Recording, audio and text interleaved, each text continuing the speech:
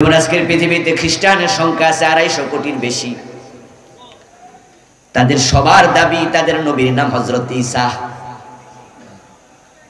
আমি আপনাদেরকে প্রশ্ন করতে চাই, ঈসা নবী জান্নাতি না জাহান্নামী? যারা চুপ করে আছেন তাদের উদ্দেশ্য কি বলেন কিছু একটা। হযরত ঈসা কোথায় আছে, জান্নাতে না জাহান্নামে? কিন্তু 250 কোটি খ্রিস্টান যারা বর্তমানে দাবি করছে আমরা ঈসার উম্মত, তারা জান্নাতি না জাহান্নামী? তো নবী জান্নাতে, উম্মত জাহান্নামে কেন? এর কারণ হচ্ছে নবী যা বলেছে উম্মত তা বলে না, নবী যা করেছে উম্মত তা করে না। নবী বলেছেন ইন্নী আব্দুল্লাহ আতানিয়াল কিতাবা ওয়া জাআলানি নাবিয়্যা। মায়ের কোলে হযরত ঈসা আলাইহিস সালাম, উনার বাবা নাই, স্বামী বিহীন আল্লাহ হযরত মারিয়ামের গর্ভে সন্তান দিছে।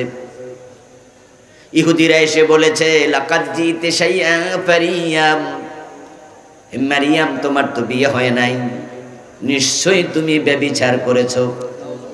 কি বলবেন? নাউযুবিল্লাহ। ইয়া উখতা হারুন মা কানা আবুকা ইমরাআ সাউইন ওয়া মা কানাত উম্মুকা বাগিয়্যা।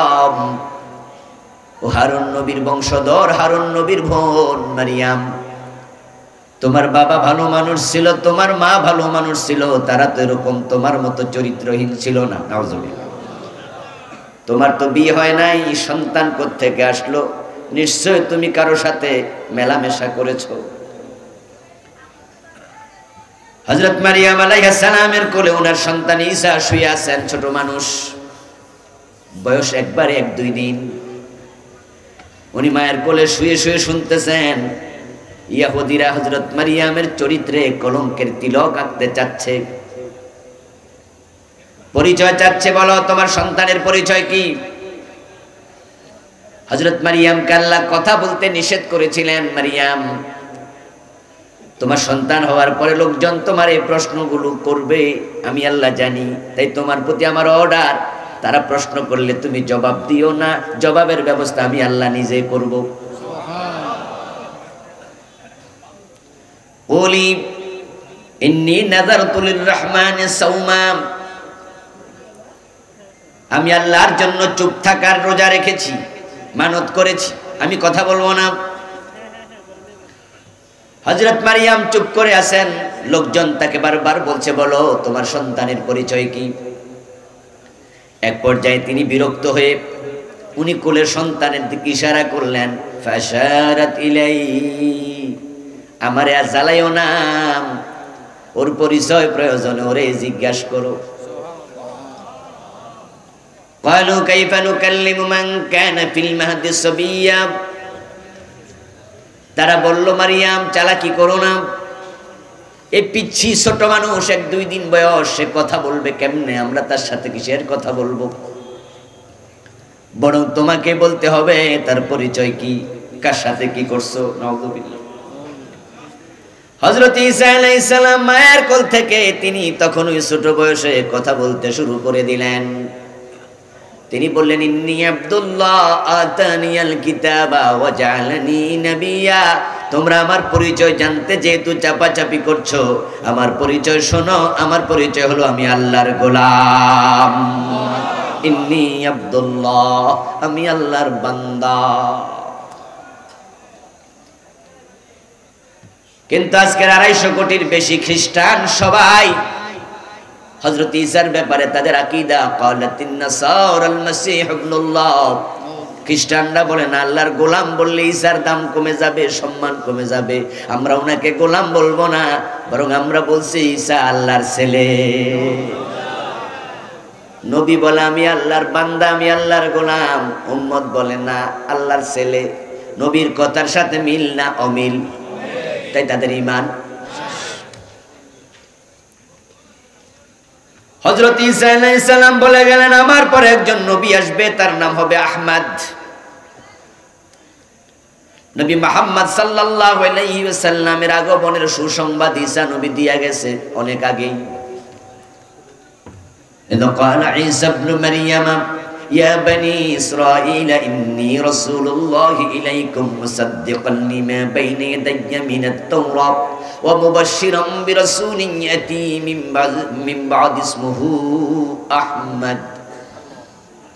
আমার পর নবী আসবে, তার নাম আহমদ, তার নাম মুহাম্মদ। এর মানে নবী যদি আসে, নবীর প্রতি ঈমান আনা নফল না ফরজ? তো ঈসা নবী বুঝাইলেন আমার পরে নবী আসবে, তিনি বুঝাইয়া দিলেন ওই নবীর উপর তোমরা ঈমান আনবে। এখন খ্রিস্টানরা নবী মুহাম্মদের উপর ঈমান এনেছে নাকি কুফরি করেছে? নবীর কথা মানে নাই, তাই তাদের একজনেরও ঈমান নাই। নবী ঈসা আলাইহিস সালাম জান্নাতি, ওই উম্মত দাবিদার খ্রিস্টানগুলো সব জাহান্নামী। শুধু দাবি করলে জান্নাত পাওয়া যায় না, নবীর সাথে নিজের জীবন মিলাতেই হবে। নবী যা বলেছেন উম্মত তা বলবে, নবী যা করেছেন উম্মত তা করবে। এখন বাংলাদেশে কিছু লোক আছে অতি আবেগে, তারাও নবীর কথাকে অস্বীকার করছে। খ্রিস্টানরা বেশি আবেগ দেখাইয়া ঈমান হারা হয়েছে, বাংলাদেশেও এটা চালু হয়েছে।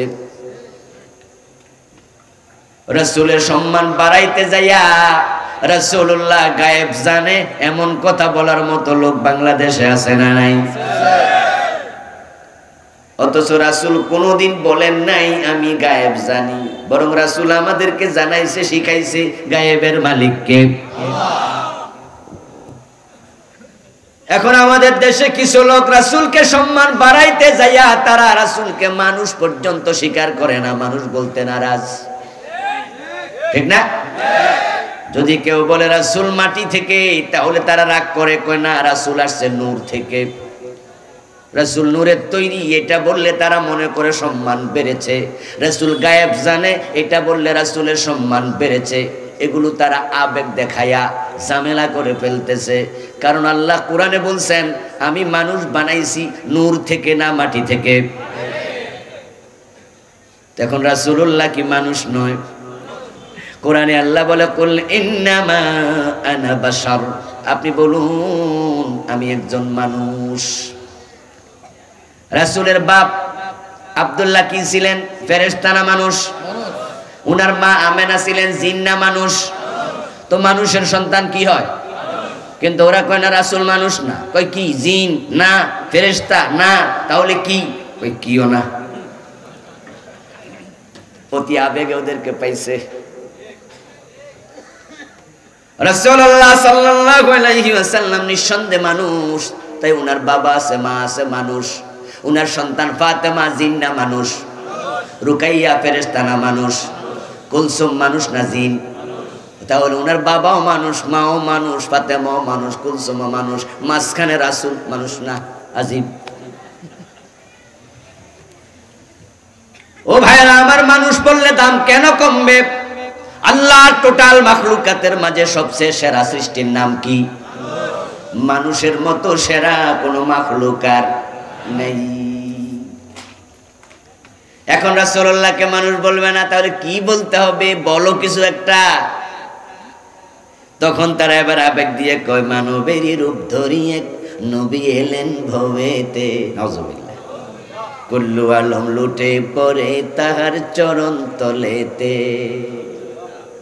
আবেগে মুশরিক হয়ে যাচ্ছে, ঠিক খ্রিস্টানদের মতো, ঠিক না? খ্রিস্টানরা আবেগে মুশরিক হয়েছে। খ্রিস্টানরা যদি হযরত ঈসাকে আল্লাহর বান্দা বলতো তাহলে মুশরিক হতো না, ঠিক না? ওনার কথা শুনে নবী মুহাম্মদকে নবী মানতো, তাহলে কাফের হতো না। সহিহ বুখারীতে এসেছে কালান নবী সাল্লাল্লাহু আলাইহি ওয়াসাল্লাম লা তুতরুনি কামা তুরাতিন নাসারা ইবনে মারইয়াম। প্রিয় নবী বলছেন খ্রিস্টানেরা হযরত ঈসা আলাইহিস সালামের সম্মান বাড়াইতে যায়া যেমন সীমা লঙ্ঘন করেছে, ও আমার উম্মত তোমরা আমি নবী মুহাম্মদের সম্মান বাড়াইতে যায় সীমা লঙ্ঘন করিও না। ইন্নী আব্দুল্লাহ ওয়া রাসূলুহু, আমার পরিচয় ভালো করে শুনে রাখো, আমি আল্লাহর গোলাম এবং আল্লাহর রাসূল। তিনি মানুষ, কোনো সন্দেহ নাই, তবে তিনি সৃষ্টির মাঝে সবচেয়ে সেরা মানুষ, ঠিক না? আমাদের মতো সাধারণ মানুষ উনি অনেক উপরে, অনেক সম্মান ওনার, সব নবীদের মাঝেও তিনি সবার সেরা। এরপরে এবার বলবেন আবেগ দেখায় উনি নূরের তৈরি। বলুন তো ফেরেশতারা কিসের তৈরি? মানুষ কিসের তৈরি? দাম বেশি কার ফেরেশতাদের না মানুষের? তো আল্লাহর কাছে বোঝা গেল নূরের চেয়ে মাটির দাম বেশি। এই জন্য মাটি আদম আল্লাহ তাআলা মাটি থেকে বানায়া ফেরেশতাদেরকে দিয়া সিজদা করাইলেন, করাইয়া বুঝাইয়া দিলেন আদমের সম্মান ফেরেশতার চেয়েও বেশি। আপনি আবেগ দেখাইয়া রাসূলকে নূর বানাইয়া দাম কমাইছেন না বাড়াইছেন? তো কামটা করলেন কি? নবীর কথার সাথে উম্মতের কথা মিলবে, চিন্তার সাথে চিন্তা মিলবে, কাজের সাথে কাজ মিলবে। যদি আপনি রাসূলের সাথে নিজের জিন্দেগি মিলাতে না পারেন, তাহলে বন্ধু কিয়ামতের দিন রাসূল আপনাকে উম্মত হিসাবে চিনবেন না। আমরা তো অনেকে আবেগে রাসূল যা করছে, সাহাবারা যা করছে, আমরা আরো একটু বেশি করার চেষ্টা করতেছি। আবেগে ঠেলায় আজানের আগেও দুরূদ শরীফ চালাইয়া দেয়, ঠিক না? হযরত বেলাল রাদিয়াল্লাহু তাআলা আনহু আযান দিয়েছেন, রাসূল উনাকে আযান দিতে বলেছেন। হযরত আবু মাহজুরা রাদিয়াল্লাহু তাআলা আনহু আযান দিয়েছেন, রাসূল আযান শিখাইছে, আযান দিতে বলেছেন। রাসূলের দুইজন মুয়াজ্জিন তারা আযান শুরু করছে আল্লাহু আকবার বলে। এখন আমাদের দেশের লোকেরা আযান শুরু করে দুরূদ শরীফ পড়ে, আবেগে পাইছে। قال النبي صلى الله عليه وسلم من حدث في امرنا هذا ما ليس منه فهو رد। প্রিয় নবী বলেছেন আমার দ্বীনের মাঝে যে ব্যক্তি বাড়াবে, নতুন কিছু তৈরি করবে, এটা বাতিল। وقال النبي واذا حلت شفاعتي لامتي الا لصاحب بدعه। প্রিয় নবী বলছেন আমার উম্মতের জন্য আমার সুপারিশ হাসরের দিন আল্লাহ অনুমোদন করবে, হালাল করে দেবে। আমি আমার উম্মতের জন্য সুপারিশ করতে পারবো, তবে যে বেদাত করেছে, দিনের মাঝে বাড়াইছে, তার জন্য আমার সুপারিশের অনুমতি নাই।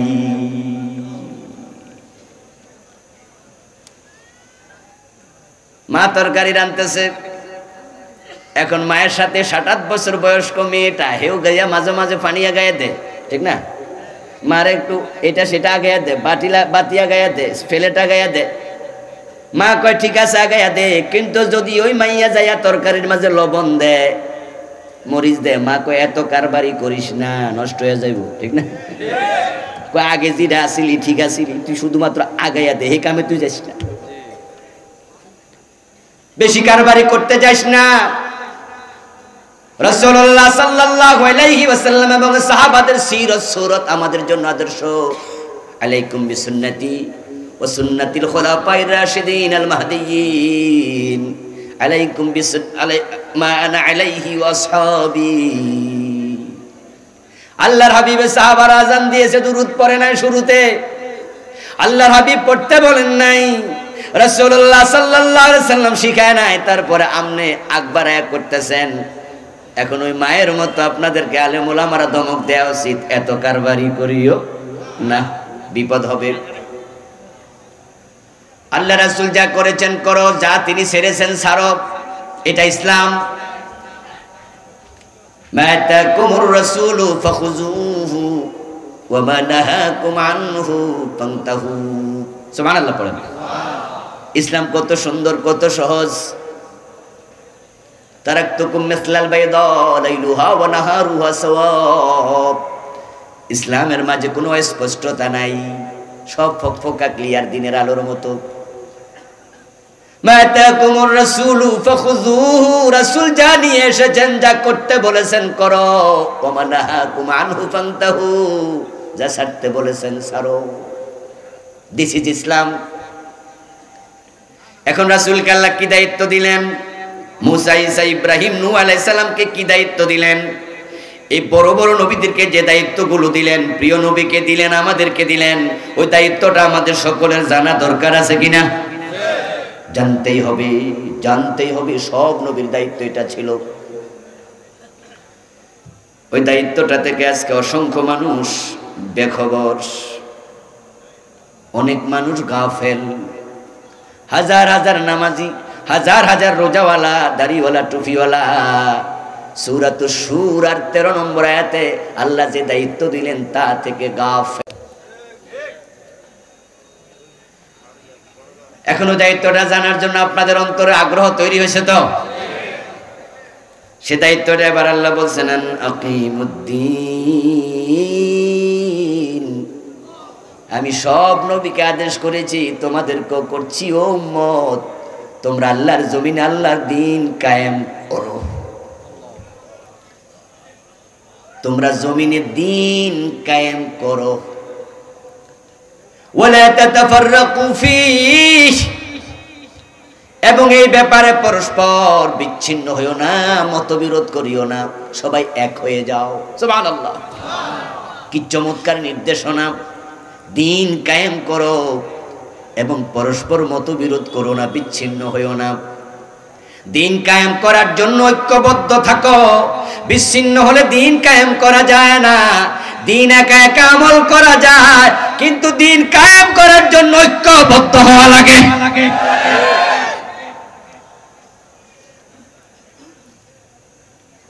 ও প্রিয় ভাই, শরীয়তের কিছু কিছু মাসালা আছে যেখানে আলাদা হওয়ার সুযোগ আছে, ইখতিলাফের সুযোগ আছে, কিন্তু দিন কায়েমের ব্যাপারে ইখতিলাফ করার সুযোগ নাই। মতবিরোধ করে আলাদা হওয়া যাবে না। যেমন ইমাম সাহেবের পিছনে হঠাৎ করে নামাজের মাঝে একজন জোরে আমিন কইয়া বইছে, আছে না কিছু ভাই? এখন আপনি ইমাম সাহেবের নামাজের পরে বললেন, হুজুর এই যে আমার পাশে একজন দাঁড়ায় নামাজ পড়ছে, আপনি বলা দলিন যখন বললেন, বেড়া জোরে কইছে আমিন, বেড়ার নামাজ হয়েছিনি। হুজুর মুস্কি হাসি দিয়া বলবে, আরে ভাই নামাজ হয়েছে, নামাজ বাতিল হয় নাই। আপনি কন্যা হে কয়টাও হাদিসে আছে। কথা হইলে আপনি যে কন্যা, আমি যে কই না ওইটাও হাদিসে আছে। হুজুর আমার বাম পাশে যে খাড়াইছে হে বুকের উপর হান বানছে, নামাজ হয়েছিনি। হুজুর বলবে, আরে এক জায়গায় বানলে চলে। কেউ বুকের উপরে, কেউ নাবির উপরে, কেউ নাবির নিচে, এক একজন এক জায়গায় বানছে, বান্দুক এ নিয়ে ঝগড়া করেন না তো, নামাজ হয়ে গেছে। তাহলে বোঝা গেল কিছু কিছু মাসআলা ইখতিলাফ গ্রহণযোগ্য, অসুবিধা। ইমাম আবু হানিফা রাহমাতুল্লাহ আলাইহি বলছেন, ইমামের পিছনে কেরাত পড়া যাবে না, চুপ করে থাকো, সূরা ফাতিহা পড়িও না, নামাজ হবে না। ইমাম শাফি রহমতুল্লাহ আলাইহি বলে সূরা ফাতিহা পড়তেই হবে, না পড়লে নামাজ হবে না। দুইজন একরকম কথা না দুই রকম? এখন আমার আপনি জিগান, হুজুর ইমাম আবু হানিফা একরকম কইল, ইমাম শাফি একরকম কইল, এই দুইজন হুজুরের মাঝে খারাপ হুজুর কেডা? আমি বলবো দুইজনই ভালো হুজুর, ঠিক না? দুইজনই বড় আলেম। তাহলে বোঝা গেল বড় আলেমরাও মাঝে মাঝে ইখতিলাফ করে, ঠিক কিনা? কিন্তু দিন কায়েম করো, পরস্পর মতবিরোধ করিও না, বিচ্ছিন্ন হইও না। দিন কায়েম এত ইম্পর্টেন্ট জিনিস, দ্বিমত করার অনুমতিও নেই। যে বিষয়টা এত ইম্পর্টেন্ট, ওই বিষয়টাই তো আমরা অনেকে বুঝি না। দিন কায়েম কি? ও বন্ধু, কত শক্ত শব্দ। আকিমুস সালাহ, নামাজ কায়েম করো। বলুন তো, নামাজ কায়েম করা নফল না ফরজ? আকিমুদ্দিন, দিন কায়েম করো, একই শব্দ দিয়ে আল্লাহ বলছে। এখন এইটা নফল না ফরজ? তো নামাজ তো সবাই কায়েম কম বেশি করতেছেন, করার চেষ্টা করতেছেন। এখন দিন কায়েমের খবর কি? এই ফরজিয়তে হাজার হাজার আলেম ও গাফেল, হাজার হাজার হাজি গাজী নামাজিও গাফেল। আরে ভাই, দিন কায়েম করা তো দূরের কথা, এই যে আল্লাহ সূরা শুরাতে বললো দিন কায়েম করো, এই নির্দেশটা কেমনে মানা লাগে এটা কোনোদিন কোনো হুজুরে জিজ্ঞাসা করে নাই এমন মুসলমানও আছে না নাই? আল্লাহর এত ইম্পর্টেন্ট একটা অর্ডার, কেমনে আমল করা লাগে কাউকে জিজ্ঞাসা করেন নাই। এই যে সূরাতুশ শূরা থেকে আমি 13 নম্বর আয়াত তেলাওয়াত করে শোনালাম। আপনাদের মসজিদের ইমাম 30 বছর 20 বছর ধরে ইমামতি করে, আপনি যে পীরের কাছে মুরিদ হয়েছেন 20 বছর আগে মুরিদ হয়েছেন, আপনি যে দলে আছেন ইসলামী আন্দোলন করছেন 20 বছর 10 বছর করতেছেন, আপনার পছন্দের কত আলেম বাংলাদেশে আছে, তাদের মুখ থেকে দিন কায়েম করো এই আয়াতের ওয়াজ জীবনে একদিনও শোনেন নাই এমন আলেম ওলামা বক্তা আছে না নাই? যে খতিব জীবনও দিন কায়েমের ওয়াজ করে নাই। অথচ আল্লাহ বলে নূহ থেকে শুরু করে মুহাম্মদ নবী পর্যন্ত আমি সবাইকে এই অর্ডারটা দিয়েছি, তোমাদেরকেও দিচ্ছি, দিনটা কায়েম করো, পরস্পর বিচ্ছিন্ন হইও না। আল্লাহর সামনে যেদিন আপনি হাজির হবেন, সেদিন যদি আল্লাহ আপনার প্রশ্ন করে আমি সূরা সূরাতে দিন কায়েম করতে বলেছিলাম, এ বিষয়ে তুমি কি কি কাম করছো আমার একটু জানাও দেখি, কি জবাব দিবেন? অনেকে তো কোয়া লাগবে আল্লাহ এটা কি জিনিস আমি তো জানতামই না।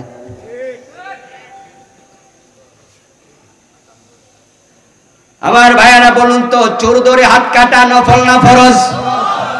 রাষ্ট্রের জন্য এটা নফল না ফরজ? চোর ধরে হাত কাটার আদেশ আল্লাহ কোরআনে কয়বার দিছে? আলেম ওলামারা বলবেন না। আস-সারিকু ওয়াস-সারিকাতু ফাকতাউ আইদিয়াহুমা, মাত্র একবার বলছে, একবার। এখন কেউ যদি মনে করেন আল্লাহ তো মাত্র একবার কইছে, এটা মনে না শুনলো চলবো, ঈমান থাকবে? আমার আল্লাহ এক কথা বারবার বলতে হবে কেন? একবার বলাই যথেষ্ট। তিনি এত বড় হাকিম, তার নির্দেশ চিরধার্য। যখন কোর্টে কোনো মানুষের ফাঁসির অর্ডার হয়, তখন কি যিনি রায় দেয় তিনি লেখে নাকি ফাঁসি ফাঁসি ফাঁসি ফাঁসি? এটা বলে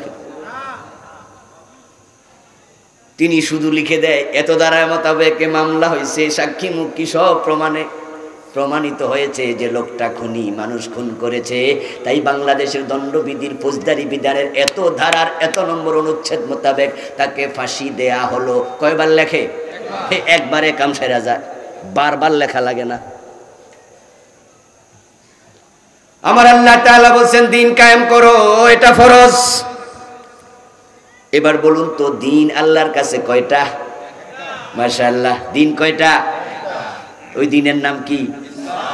ইন্নাদ-দীনা ইনদাল্লাহিল ইসলাম। দিন মানে ইসলাম। তাহলে দিন কায়েম করো মানে সমাজে ইসলাম কায়েম করো। ومن يبتغي غير الإسلام دينا فلن يقبل منه। আরে কায়েত আল্লাহ তাআলা বলে কোন ব্যক্তি যদি ইসলাম বাদ দিয়া অন্য কোন দিন তালাশ করে তার থেকে সেটা গ্রহণ করা হবে না। কারণ আল্লাহর কাছে দিন মাত্র একটা, ওটার নাম হলো ইসলাম। এবার একটি সম্পূরক প্রশ্ন করব, একটু বুঝে শুনে উত্তর দিয়েন কিন্তু। প্রশ্নটা হলো ইসলাম একমাত্র ধর্ম না ইসলাম সর্বশ্রেষ্ঠ ধর্ম? আবার বলেন, এ কোনা সর্বশ্রেষ্ঠ কইছে? এদিকে কি? ইয়েস, ইসলাম সর্বশ্রেষ্ঠ ধর্ম এই কথাটা একবারে ভুল। কারণ সর্ব মানে সবার মাঝে শ্রেষ্ঠ, ঠিক না? এখানে আরো আছে, আরো থাকবে, তার মাঝে সেরা। কথা বুঝেন নাই? এটা একটা, এটা একটা, এটা একটা, এটা একটা, এটা একটা, সবার মাঝে সেরাটার নাম সর্বশ্রেষ্ঠ। অথচ কোরআনে আল্লাহ বলছেন ইন্নাদ-দীনা ইনদাল্লাহিল ইসলাম। আল্লাহর কাছে দিন মাত্র একটা, শুধু একটা, সেটার নাম হলো ইসলাম। এই জন্য ইসলামকে সর্বশ্রেষ্ঠ ধর্ম নয়, বলতে হবে ইসলাম হলো একমাত্র ধর্ম। ইসলাম আসার পরে পৃথিবীর কোনো ধর্ম আর চলমান নাই, সবগুলো স্থগিত হয়ে। হযরত মুসা আলাইহিস সালাম যে ধর্ম নিয়ে এসেছেন, যদি নবী মুহাম্মদ তখন আসতেন, নবী মুসার ধর্ম স্টপ হয়ে যেত, স্থগিত হয়ে যেত। قال النبي صلى الله عليه وسلم لو كان موسى حيا وأدرك نبوتي لاتبعني। মুসা যদি জীবিত থাকতো, আমার নবুয়ত কাল পেয়ে যেত, তাহলে নবুয়ত কাল যদি পেত লাত্তাবানি, লামে তাকিদ দিয়ে বলেছেন অবশ্যই মুসা আমার উম্মত হয়ে তোমাদের মতো আমার অনুসরণ করত। মুসা আলাইহিস সালাম থাকলে নবী মুহাম্মদের উম্মত হয়ে তাকে অনুসরণ করা ফরজ হয়ে যেত। রাসূলুল্লাহ আসার পরে কোনো দিন আর চলমান নাই, সব স্থগিত। এখন দিন কয়টা? সবাই বলুন কয়টা? সেটার নাম কি? তো দিন কায়েম করো মানে কি? ইসলাম কায়েম করো। এখন কায়েম কাকে বলে? কায়েম হলো প্রতিষ্ঠিত করা। যা এলোমেলো হয়ে আছে, শুয়ে আছে, এগুলোকে দাঁড় করানোর নাম কায়েম। এই যে আজকে প্যান্ডেলটা এখানে কায়েম আছে, কিন্তু গতকাল দুপুরে কি প্যান্ডেলটা এমন ছিল? এখানে বাঁশ ছিল, শুয়ে আছে, সামিয়ানা ছিল, পড়ে আছে। এখন যারা এই দায়িত্ব নিয়েছে তারা একটা একটা করে খুঁটি গাড়াইছে, বাঁশ গাড়াইছে, তারপরে আস্তে আস্তে করে সামিয়ানা বানতে বানতে এই যে একটা পজিশনে এনেছে, এটা হলো প্যান্ডেল কায়েম হয়েছে। ইসলাম কায়েম হবে তখন যখন রাষ্ট্রের বটম থেকে টপ পর্যন্ত ইসলামের সব আইন পাওয়া যাবে।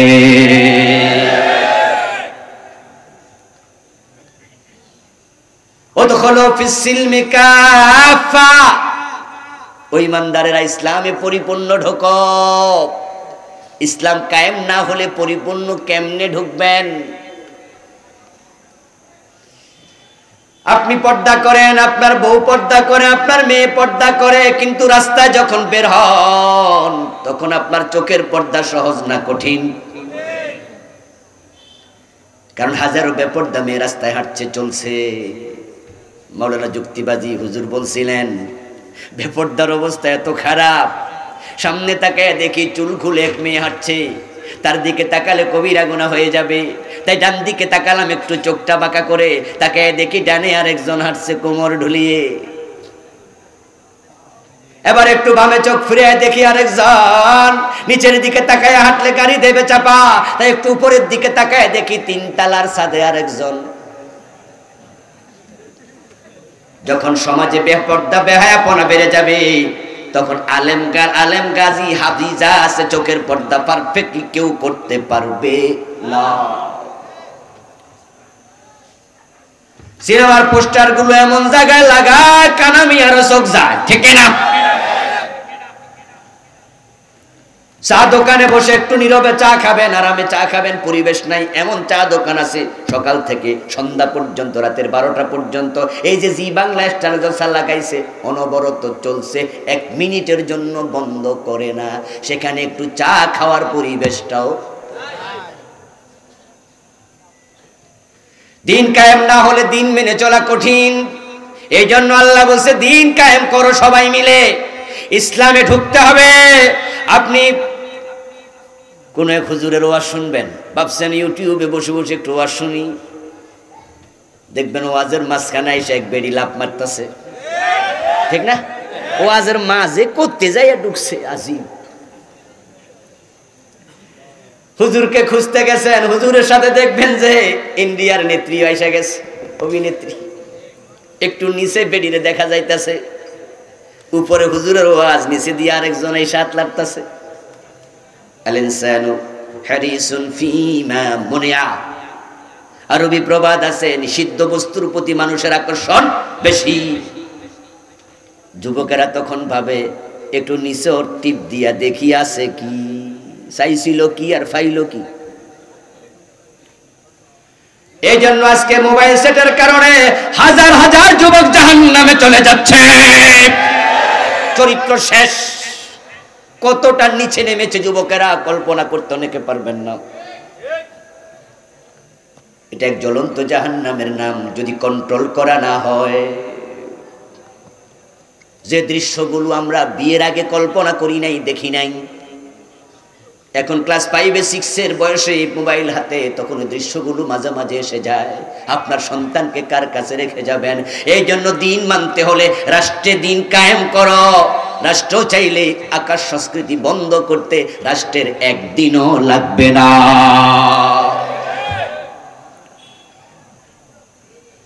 আমার বন্ধু, দিন কায়েম করো, পরস্পর মতবিরোধ করো না। ইসলাম কায়েম করা মানে হলো সমাজের পরতে পরতে প্রতিটা জায়গায় ইসলামকে তুমি এস্টাবলিশ করো। এটা নবীদের দায়িত্ব, তোমার দায়িত্ব। রাসূলুল্লাহ সাল্লাল্লাহু আলাইহি ওয়াসাল্লাম মক্কায় 13 বছর চেষ্টা করলেন, কিন্তু তিনি সেখানে ইসলাম এস্টাবলিশ করতে পারেন নাই। কেমনে পারবেন? অথচ মক্কাতে সূরা নাজিল হয়েছে সবচেয়ে বেশি, 114টা সূরা। মক্কা নাজিল হয়েছে কয়টা? 86। কতগুলো নাজিল হলো মক্কায়। রাসূলের নবুয়তের জিন্দেগি ছিল 23 বছর, তার মাঝে মক্কায় ছিল 13, মদিনায় 10, সেখানে 3 বছর বেশি, কিন্তু ইসলাম কায়েম হয় নাই। এর কারণ যে কোরআন আল্লাহ নাজিল করেছিলেন, ওই কোরআন নিয়ে বিশ্বনবী মক্কার সংসদ দারুন নাদওয়ায় ঢুকতে পারেন নাই, তাই কোরআনের বিধান সমাজে চালু করা যায়নি। রাসূলুল্লাহ সাল্লাল্লাহু আলাইহি ওয়াসাল্লাম হিজরত করে আল্লাহর অর্ডারে তিনি যাচ্ছেন মক্কা থেকে মদিনায়। যাওয়ার পথে আল্লাহ উনাকে শিখাইয়া দিলেন, নবী হে আমার কাছে দোয়া করুন, ওয়াজআললি বিল্লাদুনকা সুলতানান নাসীরা, ও আল্লাহ তুমি আমাকে রাষ্ট্র শক্তি দিয়া সাহায্য করো। কারণ যদি দ্বীনের বিধান কায়েম করতে হয়, চোর ধরে হাত কাটার জন্য সংসদে কোরআনের আইন পাশ করা দরকার আছে না নাই? আপনার ঘরে চোর ঢুকলে কি হাত কাটতে পারবেন? কাইটা দেখেন, কালকে জেল হবে।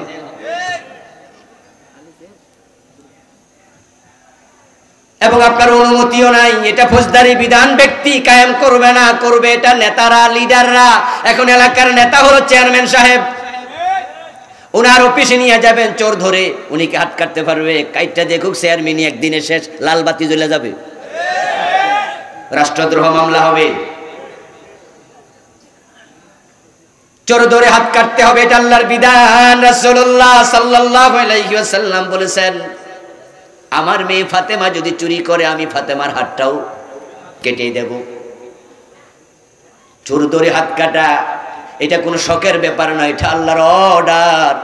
50 বছরের বাংলাদেশ চলে গেল, এই 50 বছরে আল্লাহর আইন একদিনের জন্য বাস্তবায়ন হয় নাই। ও মুসলমান, তোমরা নাকি 92% কালেমাওয়ালা।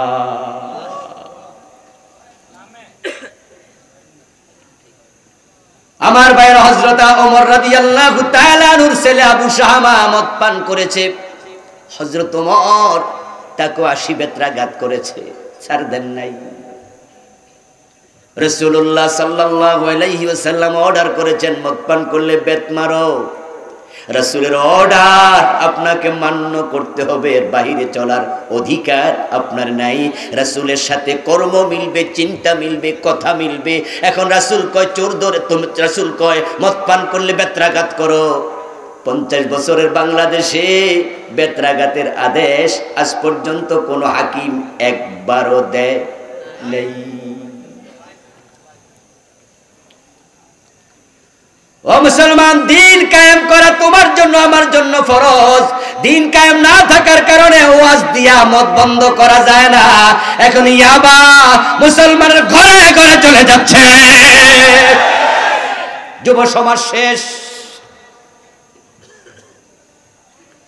ক্লাস 9-এ পড়ুয়া মেয়ে ঐশী মদ পান করে বাবা মা দুইজনকে ড্রাগ অ্যাডিক্টেড হয়ে সে হত্যা করে জাতির চোখে আঙ্গুল দিয়ে বুঝাইয়া গেছে, তোমরা যদি সজাগ না হও, সচেতন না হও, এই মাদক প্রাইমারি স্কুলও চলে যেতে পারে।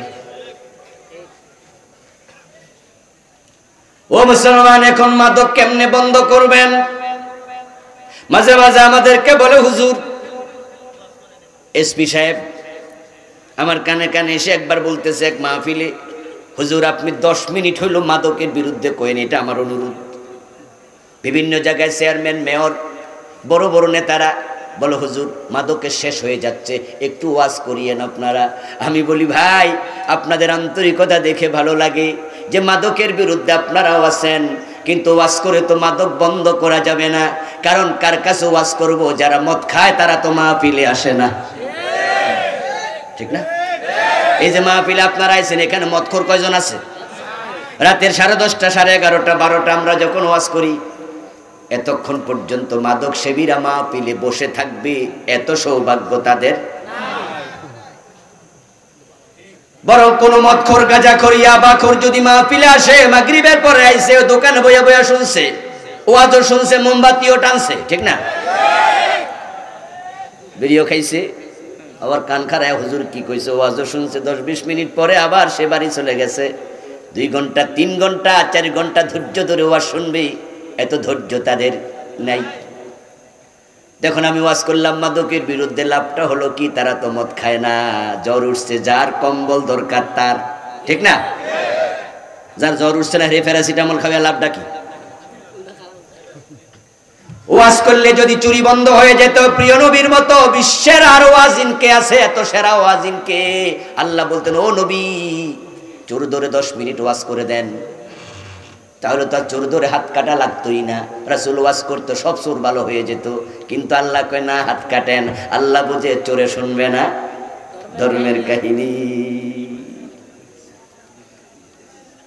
হযরত ওমর তার ছেলেকে 80 বেত্রাঘাত করলেন। কবি নজরুল চমৎকার করে বলেছেন, মদ্যপানের অপরাধে প্রিয় পুত্রকে নিজ করে মেরেছ দোররা, মরেছে পুত্র তোমারই চোখের পরে। এখন আজকে আমি সারা দেশ দেখি মাদক বিরোধী, আশ্চর্য হই। কিরে, টেকনাফ থেকে যখন কক্সবাজারের দিকে আসি, 1-2 মাইল পর পর শুধুমাত্র গাড়ি দাঁড়া করে চেক করতেছে। কখনো পুলিশের চেকপোস্ট, কখনো বিজিবির চেকপোস্ট, কখনো র্যাবের চেকপোস্ট, কখনো সেনাবাহিনীর চেকপোস্ট, কখনো আনসারের চেকপোস্ট। সবাই শুধু মাদক খোঁজে, মাদক ইয়াবা যায় নাকি। এরপরও পত্রিকায় মাঝে মাঝে দেখি 3 লাখ পিস ধরা খাইছে, 5 লাখ পিস খাইছে। যদি ওই ধরা না খাইতো তাহলে নিশ্চয়ই দেশে ঢুকতো, আর তখন কোথায় যাইতো? পুরা জাতি মাদক বিরোধী। আমাদের স্বরাষ্ট্রমন্ত্রী বলতেছেন, আমার মাদকের ব্যাপারে 0 টলারেন্স। এমপি মাদক বিরোধী, মন্ত্রী মাদক বিরোধী, নেতা মাদক বিরোধী, চেয়ারম্যান বিরোধী, মেম্বার বিরোধী, শিক্ষক বিরোধী, বক্তা বিরোধী, আলেম বিরোধী, সবাই মাদক বিরোধী। তারপরে এত মাদক দেশে কেন বন্ধ করা যায় না? তোমার বিরোধিতায় কিচ্ছু আসে যায় না। যারা মদ খাওয়ার তারা খাবে। যদি মদ বন্ধ করতে চাও, ওমরের মতো 80 বেতেরান চালু করে দাও, দেখবা 6 মাস পরে পুরা বাংলায় মদখোর খুঁজে পাওয়া যাবে না।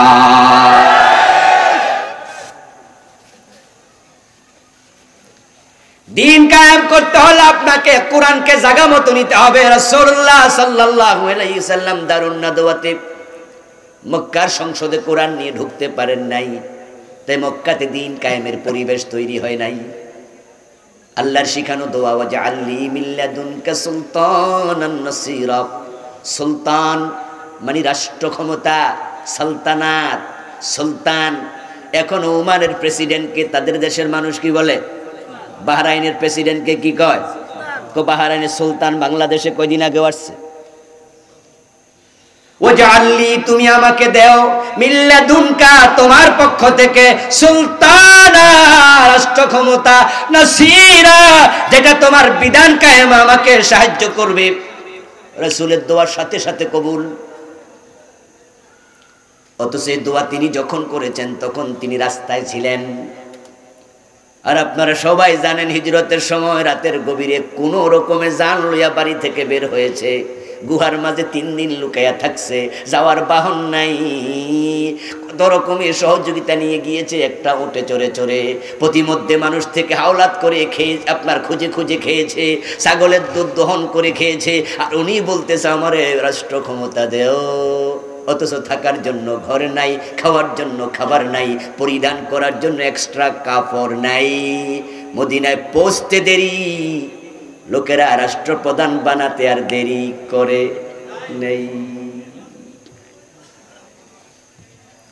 আল্লাহর হাবিব সাল্লাল্লাহু আলাইহি ওয়াসাল্লাম রাষ্ট্র ক্ষমতা আল্লাহর কাছে কেন চেয়েছেন? নেতা হওয়ার খায়েশ নাকি দিন কায়েমের জন্য? আল্লাহর হাবিব তো এমনি বিশ্ব নেতা, ঠিক না? শুধু পাবলিকের নেতা না, তিনি নবীদের নেতা, ইমামুল আম্বিয়া, ইমামুল মুরসালিন। আনা সাইয়্যিদুন নাস ইয়াউমাল কিয়ামা ওয়ালা ফখর। রাসূল বলে, আমি সব মানুষের মাঝে সেরা নেতা। কিয়ামতের দিন আল্লাহ তাআলা সম্মানের আসনে বসানোর জন্য একজন মানুষকে সিলেক্ট করবেন এবং মাকামে মাহমুদ নামে একটা সম্মানের চেয়ার বানাবেন। ওই চেয়ারে তাকে বসাইয়া সম্মানিত করবেন। আশা করি আমি সেদিন সেই চেয়ারে বসবো। উনি তেমনি সবার নেতা, আবার আল্লাহর কাছে ক্ষমতা চায় কেন? আমার বন্ধু, এমন হয় মাঝে মাঝে যেটা ক্ষমতা দিয়ে সম্ভব সেটা কোরআন তেলাওয়াত করে সম্ভব না। বাংলাদেশে কোরআন তেলাওয়াত আছে, সিনেমা হলও আছে, কোরআন তেলাওয়াত আছে, সুদী ব্যাংকও আছে, কোরআন তেলাওয়াত আছে, যাত্রা প্যান্ডেলও আছে, কোরআন তেলাওয়াত আছে, অফিসে অফিসে গোশও আছে। এই কোরআনটাকে তেলাওয়াতের জায়গায় সীমাবদ্ধ না রেখে আইনের ঘরে পাঠায়া দাও, আইন কায়েম করা শুরু করো, তখন সিনেমা হল, সুদী ব্যাংক বন্ধ হয়ে যাবে। একবার হা বললে আমাদের নেতারা একদিনে সুদ বন্ধ করা সম্ভব।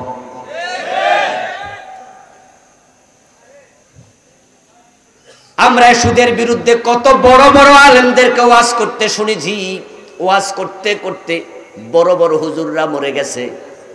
আপনারা বলুন তো, সুদ কি মারা গেছে না আরো জোয়ান হইছে? এতে বোঝা গেল ওয়াজ দিয়ে সুদ বন্ধ করা সম্ভব না। বরং মানুষগুলো সুদের সাথে এখন এমন ভাবে লেগেছে, কেউ সুদ খায়, কেউ সুদ দেয়, কেউ সুদ লেখালেখি করে, কেউ সুদের সাক্ষী হয়। আল্লাহর হাবিব বলেছেন, 4 গ্রুপের উপর আল্লাহর লানত ওয়া হুম সাওয়াউন, অপরাধে তারা 4 জন সমান। এখন এবার মানুষ বাছাই করে আলাদা করুন।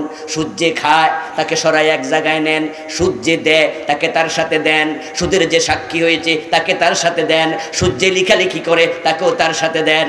এখন ভালো মানুষ কয়জন পাইবেন? ওই কোম্পানিগঞ্জ বাজারে দোকানদারদের খবর নেন, দোকানদার 100 জনের মাঝে 99 জন পাবেন সুদ হয়তো খায়, না হয় সুদ দেয়। 100তে 99 পাবেন।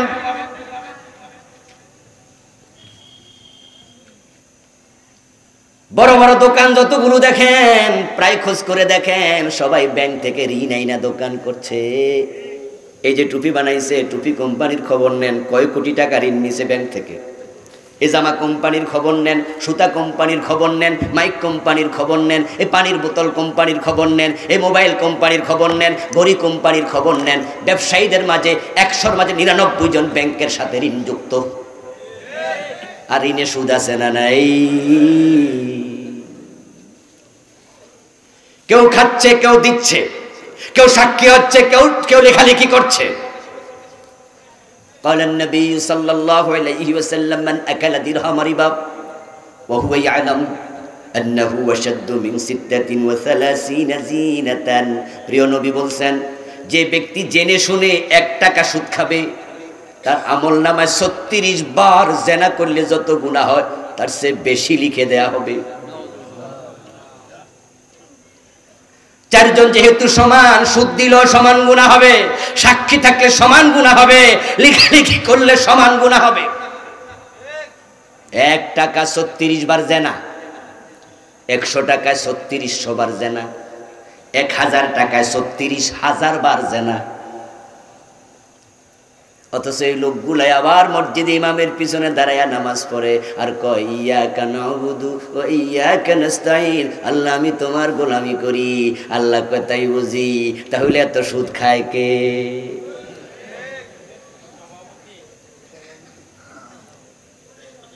ও মুসলমান, সুদ খাওয়া মানে হলো এত 73টা বড় বড় গুনাহ হয়। সবচেয়ে ছোটটা হলো নিজের মাকে বিয়ে করা, এর মানে মায়ের ইজ্জতে হাত দেয়া। এখন সমাজ থেকে সুদ কেমনে বন্ধ করবেন? প্রতি বছর বাংলাদেশে 2টা 3টা 4টা নতুন নতুন সুদী ব্যাংক অনুমোদন পায়। এই সুদ ওয়াজ করে বন্ধ করা যাবে না। সুদ বন্ধ করতে হলে দিন কায়েম দরকার আছে না নাই?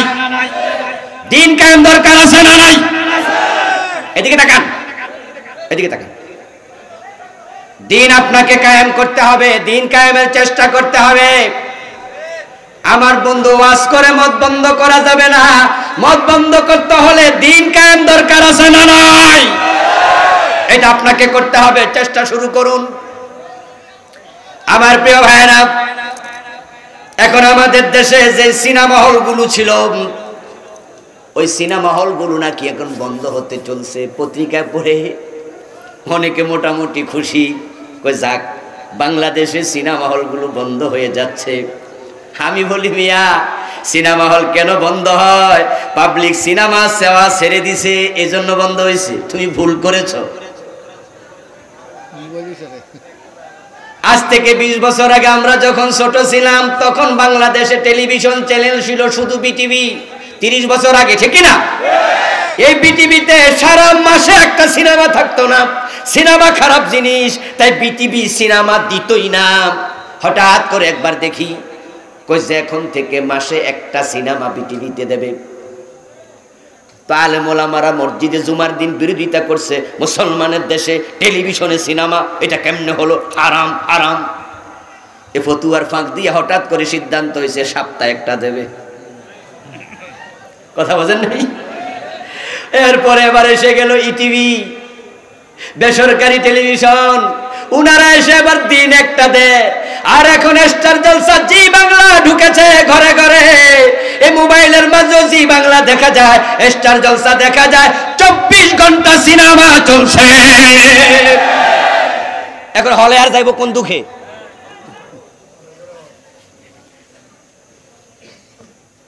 বাংলাদেশের সিনেমা যুবকদের চরিত্র ধ্বংস করার জন্য যথেষ্ট নয়, এই জন্য ভারত থেকে সিনেমা আমদানি চলছে।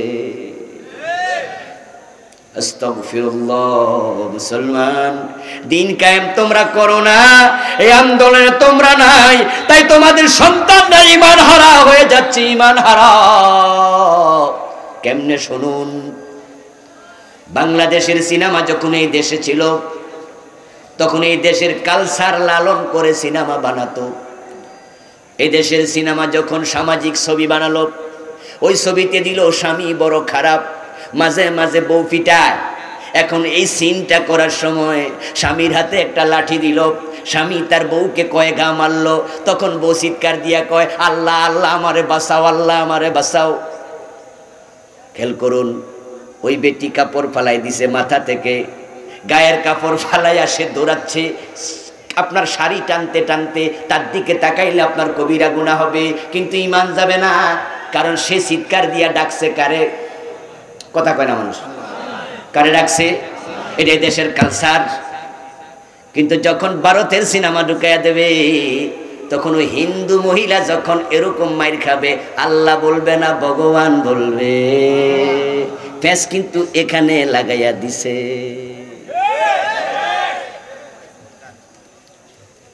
এই জি বাংলা স্টার জলসা মুসলমানের ঘরে ঘরে। যখন ভারতের কলকাতায় বসে হিন্দুরা পূজা করে, ওই জি বাংলার ভিতর দিয়া হাজী সাহেবের ঘরে উলুধ্বনি বাজছে। ঢুকে গেছে তোমার ঘরে পূজার উলুধ্বনি।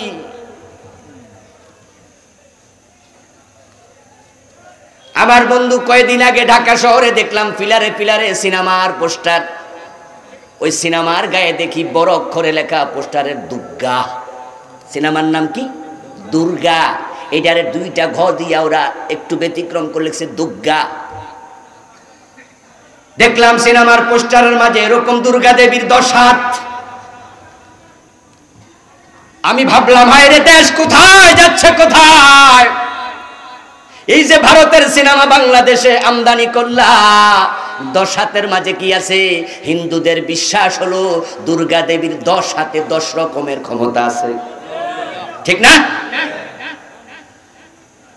এরকম হাতে একটা বড় রকমের তীরের মতো লইয়া সে অসুর বধ করে, অসুরকে বধ করে। আমি ছোটকালে যে স্কুলে পড়েছি, মাদ্রাসা স্কুল একসাথে ছিল, আমাদের দেশে গাছবাড়িয়া গাউসিয়া তৈবিয়া মাদ্রাসা আমি পড়েছি। প্রাইমারি স্কুল ওখানে ছিল, এক ক্লাস ওখানেও পড়েছি। ঠিক মাদ্রাসার সামনে ছিল হিন্দুদের মন্দির। আমাদের মাদ্রাসার ঘর থেকে হয়তো 100 গজ দূরে হবে। ও গ্রামে কিছু হিন্দু আছে, ওদের মন্দির তখন ছিল কাঁচা মাটির ঘর, দরজাও ছিল না। তো ওরা যে মূর্তিগুলো বানায় রাখছে, আমরা যখন দুপুর বেলায় খেলতে যাইতাম তখন আমরা দেখতাম মূর্তি, দরজা তো নাই, দেখাই যেত।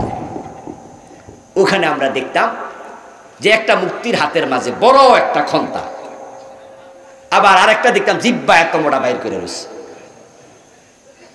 একটার নাম কি? দুর্গা। ওটার নাম কি? অসুর। তো হাতের এটা কি? অসুর বড় খারাপ, ওকে বধ করার জন্য দুর্গা দেবী মারতেছে শাবল। আচ্ছা, এখন ভারতীয় সিনেমার যখন 10 হাতের দুর্গা দেবীকে তারা সিনে আনবে, নিশ্চয়ই সিনেমার মাঝে তারা দুর্গা দেবীর 10 হাতের 10টা ক্ষমতা দেখাবে। আমাদের ক্লাস 8-এ পড়া, 9-এ পড়া, 6-এ পড়া ছোট ছোট বাচ্চাগুলো ওই ছবি যখন দেখবে তারা মনে মনে ভাববে দুর্গার নিশ্চয়ই ক্ষমতা আছে। এটা ভাবার সাথে সাথে ঈমান শেষ। তাহলে আগে বাংলাদেশি সিনেমা দেখলে কবিরা গুনাহ হতো, আমল নষ্ট হতো, ঈমান যেত না। এখন তারা এমন সিনেমা ঢুকাইছে দেখলে ঈমান পর্যন্ত চলে যায়। এখন ঈমান বাঁচাতে হলে আল্লাহর দ্বীন কায়েমের দরকার আছে না নাই? দ্বীন কায়েম করো, বিচ্ছিন্ন হয়ো না। ও মুসলমান, কোরআন মাজিদ আল্লাহ তাআলা বারবার বলেছেন লাকাদ খালাকনাল ইনসানা মিন সুলালাতিন মিন তিনিল লাযিব মিন হামাইম মাসনুন মিন সালসালিন কাল ফাখার। আমি মানুষ বানাইছি এঁটেল মাটি থেকে, ভিজা মাটি থেকে, শুকনা মাটি থেকে, মাটির নির্যাস থেকে। আমি আদমকে ডাইরেক্টলি মাটি থেকে বানিয়েছি, আল্লাহ বারবার কোরআনে বলেছেন। এখন আমাদের পাঠ্যপুস্তকে ঢুকানো হচ্ছে মানুষ নাকি মাটি থেকে নয়, আদম থেকে নয়, মানুষ হইছে বানর থেকে।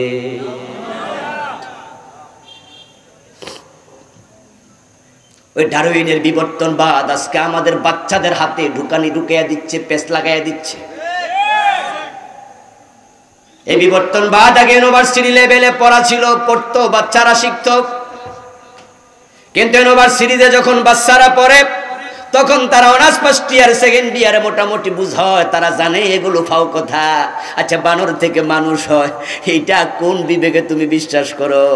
বানর লাফাইতে লাফাইতে গাছের সাথে ধাক্কা খাইয়া লেজ পইরা গেছে, তারপর হঠাৎ করে খাড়াইয়া গেছে, মানুষ হইয়া গেছে। আচ্ছা, এটা যদি হয়, বর্তমানে কি আমাদের হিল ট্যাক্সে বান্দর নাই? তো মানুষ হইছে এ পর্যন্ত কয়টা? মানুষ যদি বানর থেকে হতো, জঙ্গলে যাই আমরা মাঝে মাঝে দেখতাম এই তো অর্ধেক হয়েছে, আর একটা 3 ভাগের 1 ভাগ হয়েছে, ঠিক না? আর একটা দেখতাম যে ওই যে গাছে আছে, এটা মোটামুটি আগামী সপ্তাহে মানুষ হয়ে নেমে যাব। আমি মাঝে মাঝে ভাবি যে ডারউইন এটা লেখছে, লেখার আগে কি পরিমাণ গাঁজা খাইছে আল্লাহ জানে। এবং খাইছে মেয়াজ ছাড়াটাই, ঠিক আছে, এবং ওভারডোজ। আমাদের অনার্স লেভেলের পোলাপান এটা যখন পড়েছে তখন তারা হেসেছে, টিচার যখন পড়াইছে টিচারও হয়তো হেসেছে, বইতে আছে তাই পড়াইছি, বিশ্বাস করে নাই। কিন্তু ক্লাস 6-7 ঢুকাইলে ওই কোমলমতি বাচ্চারা বিশ্বাস করতে পারে মানুষ বানর ছিল। এটা বিশ্বাস করলে কোরআনের অনেক আয়াত শিকার হবে, সাথে সাথে ঈমান চলে যাবে। এগুলো থামাতে হলে অবশ্যই দ্বীন কায়েম করতেই হবে। দ্বীন কায়েম না থাকার কারণে চতুর্মুখী ঈমান ধ্বংসের ষড়যন্ত্র চলছে। এখন এই দ্বীন কায়েমের কথা আল্লাহ পাক রব্বুল আলামিন বলার পরে এবার পরবর্তী অংশে কি বলছেন দেখেন। আল্লাহ তাআলা বলছে কাবুরা আলাল মুশরিকিনা মা তাদউহুম ইলাইহি। ও প্রিয় নবী, যে দ্বীন কায়েমের জন্য আপনি মানুষকে ডাকবেন, যাদের অন্তরে শিরক আছে তারা এটা সহ্য করবে না। কাবুরা আলাল মুশরিকিনা মা তাদউহুম ইলাইহি। আপনি যখনই দ্বীন কায়েমের জন্য ডাকবেন, এটা মুশরিকদের কাছে অসহনীয় লাগবে, তাদের ভালো লাগবে না। নামাজের ওয়াজ করলে তারা রাগ হবে না, রোজার ওয়াজ করলে তারা রাগ হবে না, হজের কথা বললে তারা মাইন্ড করবে না। কিন্তু দ্বীন কায়েমের কথা বললে ইমামের চাকরি থাকবে না, আলেম উলামার চাকরি থাকবে না। দ্বীন কায়েমের কথা বললে জেলে দেবে, প্রয়োজনে ফাঁসিতেও ঝুলাইয়া দেবে।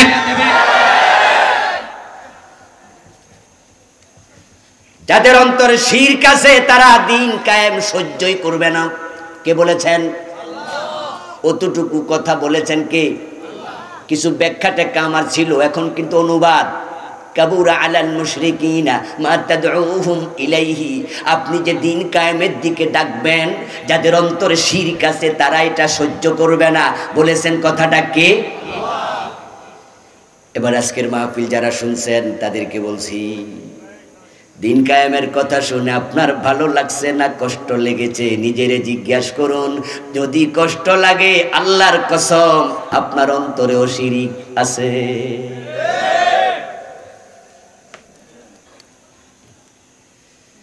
শিরিক করার জন্য আপনি মন্দিরে যাওয়া দরকার নাই, শিরিক করার জন্য আপনি পেগোডায় যাওয়া দরকার নাই, শিরক করার জন্য গির্জায় যাওয়া দরকার নাই।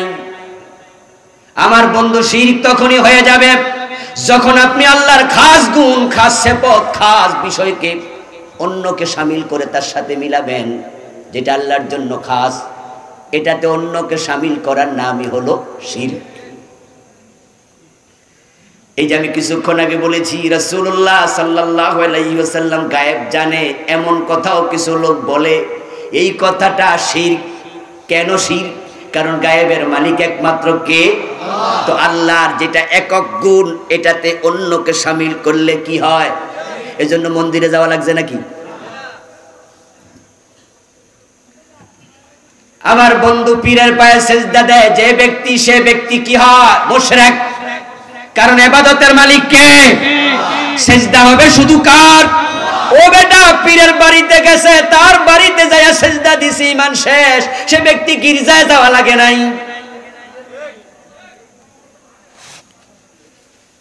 মসজিদে আপনি ঢুকেছেন, ইমাম সাহেব ওয়াজ করছে, নতুন ইমাম, আমারে আনছেন আপনারা, আজকের ওয়াজ শুনে সিদ্ধান্ত নিয়েন আমারে রাখবেন কি রাখবেন না। এরকম কত মসজিদ আমি সারছি, তার হিসাব নাই। কারণ আমার ঘোষণা স্পষ্ট, মসজিদ সভাপতির আইনে চলবে না, মসজিদ চলবে আল্লাহর আইনে। সেক্রেটারির কথায় মসজিদ চলবে না, মসজিদ চলবে আল্লাহর কথায়। আমার কথায় মসজিদ চলবে না। আমি ইমাম যদি মাগরিবের ফরজ 2 রাকাত পরে সালাম ফিরাই, আমারে লোকমা দেবেন। মসজিদ চলবে কোরআন সুন্নাহর আলোকে। সভাপতি, সেক্রেটারি সবাই কয়, যাক এতদিন একজন বালা হুজুর, বেটার ইমান তাজা আছে, আমরাও ডরায় না, এটাই তো দরকার। মুসল্লিরাও খুশি। আগের ইমাম সাহেব ওযু কইরা নামাজে খাড়াইয়া পিছের দিকে তাকাইতো, সভাপতি আইসেনি, না আইলে 3 মিনিট খাড়াই থাকতো। এমন তেলবাজ ইমাম আছে না নাই? ও বেটা মেরুদণ্ডহীন, কিন্তু এই হুজুর যেমনি কইতাছে বুঝা গেল কারেরও সার। আল্লাহর আইনে মসজিদ চলবে, এই ওয়াজ যদি হুজুর করে, আপনারা কেউ দ্বিমত করবেন? আমার মনে হয় 1000 মুসল্লি থাকলে 1000 বলবে হ্যাঁ আমরা রাজি। এবার হুজুর বলতেছে শুধু আল্লাহর আইনে মসজিদ চলবে না, সংসদ ভবনও চলা লাগবে, আদালতও চলা লাগবে, গণভবন, বঙ্গভবন, সচিবালয় চলা লাগবে। এবার মুসল্লি 2 ভাগ, 1 ভাগ কয় জি, আর 1 ভাগ যারা নেতা টাইপের আছে তারাটা এবার মাথা একটু নোয়াইয়া কয় হুজুর তো সুবিধা না।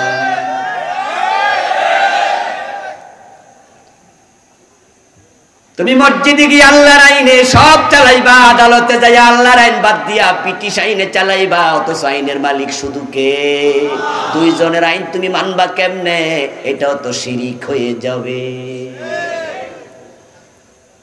এই যে সামাজিক চরম বেদি আজকে চারিদিকে ছড়াইয়া পড়ছে, এই বেদি থেকে আপনি জাতিকে যদি বাঁচাতে চান, দিন কায়েম করুন। এখন দিন কায়েমের রাস্তা কখনো কুসুমাস্তীর্ণ ছিল না। আপনি জিকিরের ওয়াজ করুন, দেখবেন যে জীবনও জিকির করে না সেও কবে আজকে একটা দারুণ ওয়াজ শুনছি। আপনি নামাজের ওয়াজ করুন, বেনামাজি পর্যন্ত মাথা নেড়ে বলবে যে হুজুর ওয়াজটা হেভি, আমি পড়ি না এটা আমার দোষ, কিন্তু ওয়াজটা ঠিক। আর চোর ধরে হাত কাটার কথা বলুন, ডাকাত ধরে শুলে দেওয়ার কথা বলুন, জেনা করলে পাথর মারার কথা বলুন, মদ পান করলে আসিবেতের কথা বলুন। এখন যারা অপরাধী আছে তারা কেউ সাপোর্ট করবে না, বলবে এমন হুজুর দরকার। কারণ তারা ভাববে যারা চোর আছে, চোর তো অভাব নাই বাংলাদেশে, কেউ বড় চোর কেউ ছোট চোর। ছোট চোররা করে নারকেল গাছে নারকেল চুরি, ডাব গাছে ডাব চুরি, ঘরে ছাগল চুরি, সাইকেল চুরি, মোটর সাইকেল, মসজিদে জুতা, ম্যানহোলের ঢাকনা। তাদের জ্বালা আমরা শান্তিতে আছি, দরজা খুলে ঘুমাতে পারি না। আর বড় চোরগুলা দেশটাকে ফতুর কইরা কানাডায় বাড়ি বানাচ্ছে, বেগম ভাড়া করে তুলছে, দেশের কোটি কোটি টাকা লোপাট করে ফেলেছে। আর সেই আপনি যখন মসজিদে যাইয়া আওয়াজ করবেন, ওই সুরগুলো জুমার দিন মসজিদে আছে না নাই? যেই মাত্র বলবেন চোর ধরে হাত কাটা হয়ে, তখন তো সে হাতের দিকে তাকাবে, কি কয় রে হুজুরে, ঠিক না?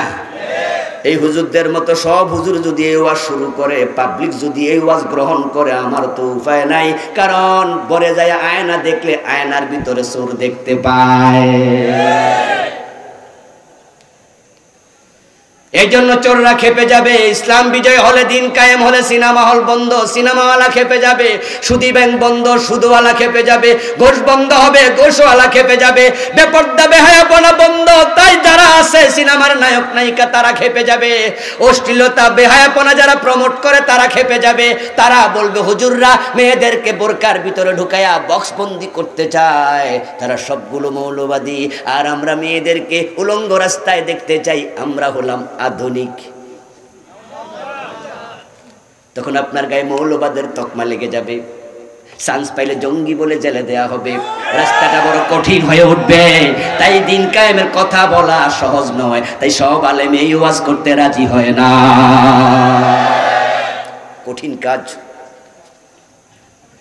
যেই পাঁচজন নবীর আলোচনায় আয়াতের মাঝে এসেছে, বার্তাকে দেখেন মুসলমান, নূহ নবীর 1 নাম্বার নাম বলেছে। নূহ আলাইহিস সালাম মার খাইতে খাইতে বেহুশ হয়ে গেছে, 950 বছর মানুষকে দাওয়াত দিছে, মারতে মারতে বেহুশ করত, হুঁশ ফিরে আসলে আবার দাওয়াত দিতেন।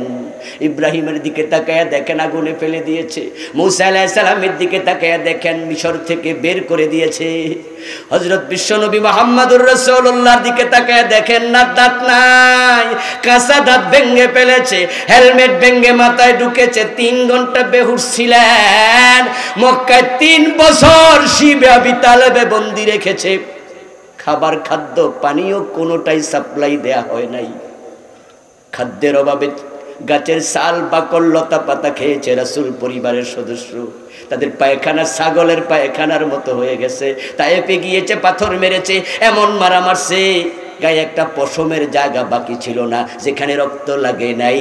শুধুমাত্র যদি আল্লাহ একজন আছে, আল্লাহ ছাড়া কোনো মাবুদ নাই, এর মানে নামাজ রোজা করব, অতটুকু যদি ইসলাম হতো তাহলে তারাও মারতো না। কাফেররাও বুঝেছে যে ব্যক্তি ইসলাম গ্রহণ করবে তার জীবনের সব জায়গায় ইসলাম কায়েম করবে, এটাই আল্লাহর নির্দেশ। আর এটা যখন মানবে তখন জালেমের জুলুম আর থাকবে না। তাই তারা নবীদেরকে অত্যাচার করেছে।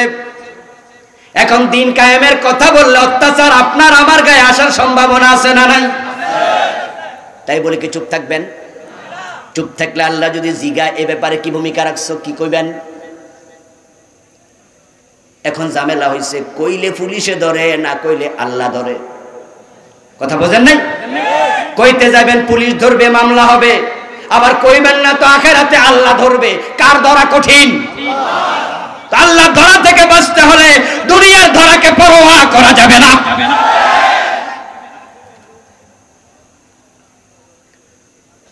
ও বন্ধু, দিন কায়েম হলে তো নামাজ কায়েম হবে, এর আগে নামাজ তো শুধু ওয়াজে থাকবে। এই দেশে নামাজের জন্য যত ওয়াজ হয়, এত ওয়াজ অন্য কোন সাবজেক্টে হয় না। তাবলীগ জামাতের ভাইয়েরা তো নামাজের ওয়াজ করতে করতে জীবনটা একবারে তেজপাতা বানাই লাইছে। প্রতিদিন মাগরিবের সময়, আসরের সময় দেশের শত শত হাজার হাজার মসজিদ থেকে তাবলীগের ভাইয়েরা পিঁপড়ার মতো দল বাইন্দা বাইন্দা গাছতে বের হয়, সামনে যারে পাইছে সুপারগুলো দিয়া ধরছে, গোল হইয়া খাড়াইয়া, ভাই মসজিদে আসেন, মসজিদে আসেন, আল্লাহ আপনারে কেন বানাইছে, এমন ভাবে ওয়াজ শুরু করে। বেড়ার থেকে ওয়াদা লইয়া সারে মসজিদে যাব, বেড়া যদি কয় জি, কথা হইলে চলেন, বেড়া আবার কয় সারছে কাম, ধরা তো খাইছি, হুজুর লুঙ্গিটা খারাপ, মনে মনে কয় এখন আবার সারা পাবো। এত ওয়াজ চলছে নামাজের, পীর সাহেব হুজুররা কয় নামাজ পড়ো, তাবলীগ জামাত কয় নামাজ পড়ো, বক্তারা কয় নামাজ পড়ো, 3.5 লাখ মসজিদের খতিব সাহেব কয় নামাজ পড়ো, বাবা মা কয় নামাজ পড়ো, কিন্তু ফজরের সালাম ফিরে দেখবেন মসজিদ খালি, নামাজি কই? কোন মসজিদে 1 কাতার, কোন মসজিদে 2 কাতার, কোন মসজিদে হাফ কাতার, এমন মসজিদও আছে ইমাম আর মুয়াজ্জিন ছাড়া আছে। আমি মানিকগঞ্জ এক মাহফিলে যাচ্ছিলাম, আসরের নামাজ পড়বো, ড্রাইভারে বললাম এই মসজিদ দেখলে দাঁড়াই। আমি 5-7 বছর আগে ড্রাইভার সাহেব এক মসজিদ দেখে দাঁড়াইছে। দাঁড়ানোর পরে আমি খুলে মসজিদে ঢুকলাম, ঢুকে দেখি মোটামুটি 1 ইঞ্চির কাছাকাছি হবে ধুলাবালি, পুরা মসজিদ কবুতরের পায়খানা, এরপরে ওই যে ছোট ছোট কি চড়ুই পাখির পায়খানা মসজিদে পড়ে আছে, ধুলাবালি। রাস্তার পাশে তো অভাব নাই, হাত দিলে মনে আঙ্গুল কিছুটা ডুবা যাবে। ইন্না লিল্লাহি ওয়া ইন্না ইলাইহি রাজিউন। একটা মসজিদ এরকম ধুলাবালি, তো পাশে দিয়ে এক ভদ্রলোক হেঁটে যাচ্ছে। আমি বের হয়ে বললাম এই ভাই আপনার বাড়ি কই? এলাকায়? কয় হ্যাঁ হুজুর, ওই যে আমার বাড়ি। মসজিদের এই অবস্থা কেন? হুজুর এখন তো বুধবার, শুক্রবারে পরিষ্কার করুন। এর মানে হলো গত শুক্রবারে করছি, শনি গেছে, রবি গেছে, সোম গেছে, মঙ্গল গেছে, আজকে কি বার? তো 5 দিনে তো ময়লা ওই বই। এটা আশ্চর্যের কি হয়? আপনি আশ্চর্য হয়েছেন কেন? মানে হে আমার বুঝাচ্ছে আশ্চর্য হওয়ার কি আছে, আজকে বুধবার। তো যদি আপনি শুক্রবারে বিকালে এটা কইতেন তাহলে হয়তো কইতাম যে কামটা ঠিক হয় নাই। কি বোঝা গেল? এই সপ্তাহে আর কেউ মসজিদে আসে নাই। ও বন্ধু, অথচ কোরআনের বিধান হলো ইযানু দিয়া লিসসালাতি মিন ইয়াউমিল জুমুআতি ফাসআউ ইলা যিকরিল্লাহি ওয়া যারুল বাই' الذين إن مكناهم في الأرض أقاموا الصلاة وآتوا الزكاة وأمروا بالمعروف ونهوا عن المنكر। আল্লাহ তাআলা বলে দিন যখন বিজয় হয়ে যাবে, দিন যখন কায়েম হয়ে যাবে, তখন সংসদে এমন আইন পাস হবে আযানের সাথে সাথে দোকান বন্ধ। আইন হবে দোকান বন্ধ না হলে পুলিশ ধরে নিয়ে যাবে, সিলগালা করে দেবে, 3 দিন জেল খাটাইয়া দেবে। খেলার নাম ওযু ছাড়া পাবলিক মসজিদে দৌড় মারবো, পুলিশ আইতাছে রে, ঠিক না? ঠিক না? 2-4 দিন যখন ওযু ছাড়াও যাবে, 3য় 4র্থ দিন মনে মনে ভাববে যেহেতু মসজিদে আসাই লাগে তাহলে ওযু কইরাই আসি। ও ভাইয়েরা আমার, রাসূলুল্লাহ সাল্লাল্লাহু আলাইহি ওয়াসাল্লাম বলেছেন, আমার মনে চায় মাঝে মাঝে আযানের পরে কোনো একজনকে আমার জায়গায় ইমামতিতে দাঁড় করাইয়া আমি গ্রামে যাই, মহল্লায় যাই, যারা মসজিদে আসে নাই তাদের ঘর বাড়িতে আগুন লাগাই। আমার বন্ধু সৌদি আরবে গেলে দেখেন মক্কা মদিনার পাশে আযানের সাথে সাথে কেমনে দোকানগুলো বন্ধ হয়ে যায়, সব মানুষ মসজিদে দৌড়ায়। এই আইনটা যদি বাংলাদেশে হয়ে যেত, দিন যখন কায়েম হয়ে যাবে তখন সংসদ ভবনে অধিবেশন চলাকালে আযানের সাথে সাথে বিরতি হবে। যিনি স্পিকার হবেন, প্রধানমন্ত্রী হবেন, প্রেসিডেন্ট হবেন, তখন তিনি নিজে ইমামতি করে নামাজ পড়াবে। গণভবনের প্রধান যিনি তিনি হবেন সেখানের খতিব, ডিসি অফিসে ডিসি হবেন খতিব, এবং জাতীয় মসজিদে প্রেসিডেন্ট হবে খতিব। সব জায়গায় টিওনো অফিসে টিওনো ইমাম, ডিসি অফিসে ডিসি ইমাম। যদি এমন কায়েম হয়ে যায়, ইন্নাস সালাতা তানহা আনিল ফাহশাই ওয়াল মুনকার, এমন নামাজ চালু হবে অফিসগুলোতে ঘুষের লেনদেন বন্ধ হয়ে যাবে। ও তাবলীগের ভাইরা, যদি আপনি চান দেশে নামাজ কায়েম হোক, ও সাহেবের মুরিদ আপনি চান যদি দেশে নামাজ কায়েম হোক, ও ভাইরা আপনারা চান, তাহলে বলুন তো নামাজের জন্য আইন বানানো দরকার আছে না নাই? যে নামাজ পড়বে না তাকে ধরে জেলে দাও, জেলের মাঝে নামাজের প্রশিক্ষণ দাও।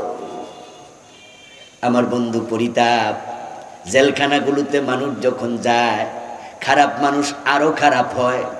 যদিও যারা ভালো তারা সেখানে আল্লাহর কাছাকাছি দেওয়ার সুযোগ পায়, তাহাজ্জুদ পড়ার সুযোগ পায়, কোরআন পড়ার সুযোগ পায়, কিন্তু যারা খারাপ মানুষ তারা খারাপদের সাথে মিশে আরো খারাপ হয়। এই যে ছাগল চোর দইরা আপনি জেলে দেন, ওই বেটা সেখানে যাইয়া ডাকাত হইয়া বাইর হবে, কারণ সেখানে বড় বড় চোর ডাকাত আছে না নাই? সৎসঙ্গে স্বর্গবাস, অসৎ সঙ্গে সর্বনাশ। মানুষের আইনগুলো কখনো কল্যাণকর নয়, কারণ কিসে কল্যাণ কিসে অকল্যাণ এটা মানুষ জানে না, জানে কে? এই জন্য তিনি আইন দিয়েছে। কি সাইকোলজিক্যাল, কি লজিক্যাল, কি সাইন্টিফিক আইন, চোর ধরে হাত কাটো। এই বিধানটা যদি বাংলাদেশে 6 মাস চলে, 50 জন 100 জন চোর কুমিল্লা জেলায় হাত কাটা হয়, ঢাকা জেলায় কাটা হয়, নোয়াখালী জেলায় কাটা হয়, ফেনী জেলায় কাটা হয়, পত্রিকায় হেডলাইন করে ছবি দেয়া হয়, টেলিভিশনের ব্রেকিং নিউজ করা হয়, ইউটিউবে ছবি বানায় আপলোড করা হয়, কেমনে হাট কাটতেছে। এরকম ঠেলায় পড়া ঠেলা দেখে হাজার হাজার চোর চুরি ছেড়ে দেবে, চুরির কথা মনে হলে ঠান্ডা পানি খাবে। হাত কাটা চোর দেখে হাজার চোর চুরি ছাড়বে। আর যারা নেতা আছে তারা তো আর ডরে মাগনা দিলেও খাইব না, কারণ নির্বাচন আসলে তো 2 হাত তোলা দেয়া লাগে, হাত কাটলে হাত তো নাই, তোলা দেব কি?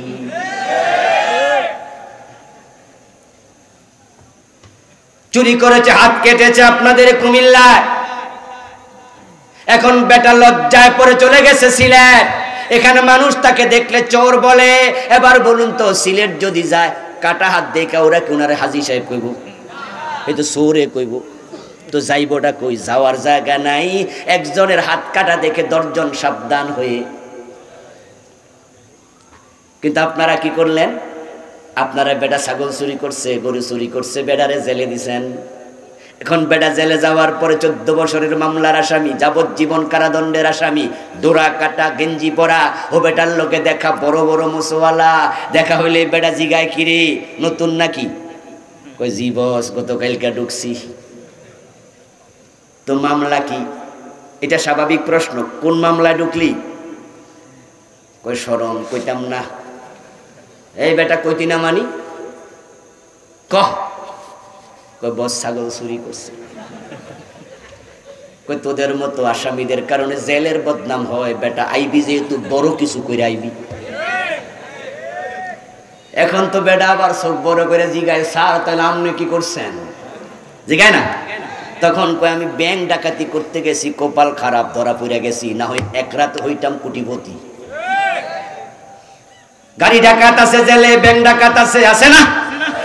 ওদের সাথে দেখা হবে 24 ঘন্টা।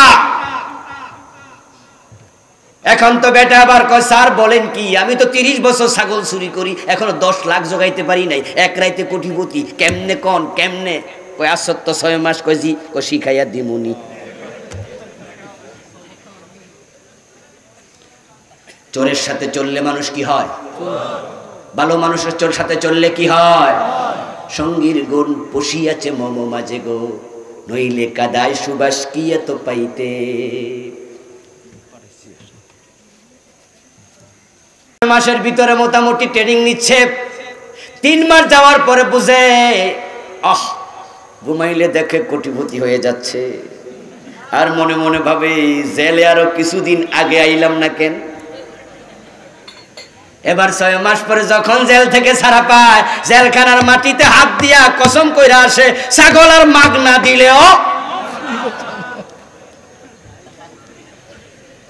এবার চোর ছাড়া পাই আসছে, এলাকার লোকের আত্মীয় স্বজন যারা আছে একটু ঠাট্টা মস্কারি করে, কয় কিরে 6 মাস তো খাটলি, ছাগল চুরি করবি? হে বেটা কয় আল্লাহর কসম মাগ না দিল। আর এখন আপনি মনে করছেন আল্লাহর ওলি হয়েছে, আসলে কি ওলি হয়েছিল?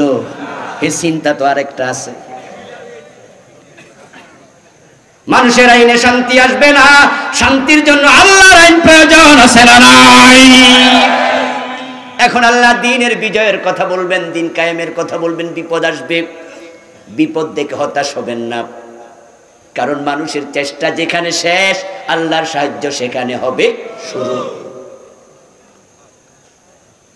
ইব্রাহিম আলাইহিস সালামকে আল্লাহ পরীক্ষা করেছেন, বিপদে পড়েছে। মুসা নবীকে আল্লাহ পরীক্ষায় ফেলেছেন, বিপদে পড়েছে। দিন কায়েমের কথা বলেছেন, দিন মানে ইসলাম, ইসলাম পুরা জীবনে লাগবে। আপনি আছেন যেখানে, ইসলাম থাকবে সেখানে। এখন বিপদ আসলো হযরত ইব্রাহিমের জীবনে, উনাকে আগুনে ফেলে দিচ্ছে। চরকির মাঝে বসে আছেন ইব্রাহিম, তিনি দেখতে পাচ্ছেন নিচে আগুন দাউ দাউ করে জ্বলছে। হঠাৎ করে রশিতে টান মারা হলো, ইব্রাহিম পড়ে গেলেন আগুনে। জিবরিল আমিন আসলেন, এসে বলছেন ইয়া ইব্রাহিম আলাকা হাযা, ইব্রাহিম সাহায্য লাগবে নাকি? আমি এসেছি। ইব্রাহিম নবী বলেছেন হাসবি আল্লাহু নি'মাল ওয়াকিল নি'মাল মাওলা ও নি'মান নাসির।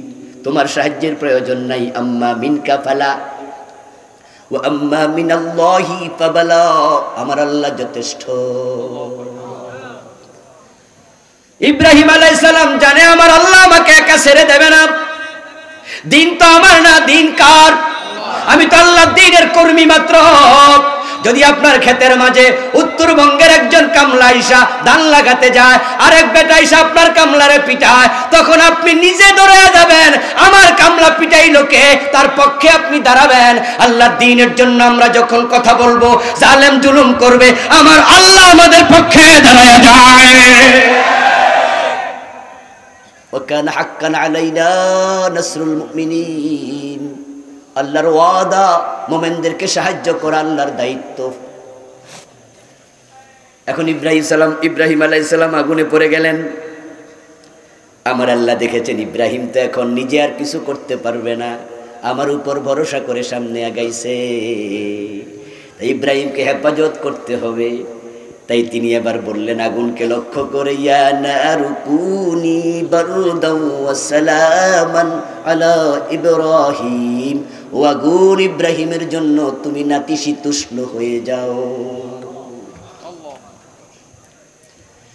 কুল্লা ইয়া নারু কুনি বারদা, আগুন তুমি ঠান্ডা হও।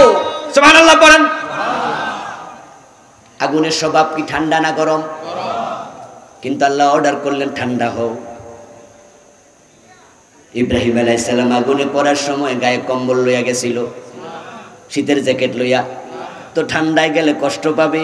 এই জন্য আল্লাহ কয় বারদাও ওয়া সালামা, এমন ঠান্ডা হবা আমার ইব্রাহিম যেন আরাম বোধ করে। ইব্রাহিম আলাইহিস সালাম আগুনের ভিতরে 40 দিন ছিলেন। লাম তাহরিকিন নার মিনহু ইল্লা ওয়াসাকাহু। তাফসীর ইবনে কাসির প্রণেতা বলেন ইব্রাহিম আলাইহিস সালামের গায়ের চামড়া, গায়ের জামা আগুন টাচ করে নাই, তবু ওনাকে হাত পা বেঁধে আগুনে ফেলেছিল।